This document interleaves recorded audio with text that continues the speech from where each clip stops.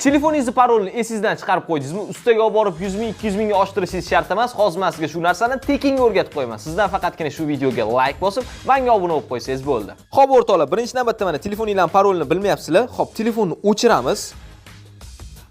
Mana o'rtoqlar, telefonimiz polniy o'chgandan keyin men pitaniyani keyin mana bu ovoz baland qilishni birdaniga bosib turamiz.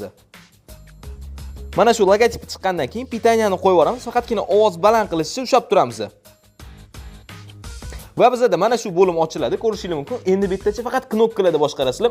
Ovozni past qilishni bosib, mana bu o'rtadagi kiramiz. Kirish uchun pitaniyani bitta bosamiz.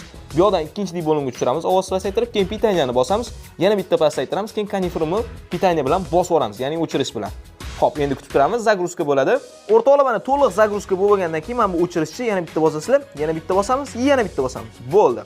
Va mana bo'ldi o'rtoqlar, telefonimiz уже заводской настройga qaytadi. Bemalol уже boshdan yoqib olsanglar bo'ladi. Hech qanaqa parol, hech narsa bo'lmaydi. Faqatgina o'rtoqlar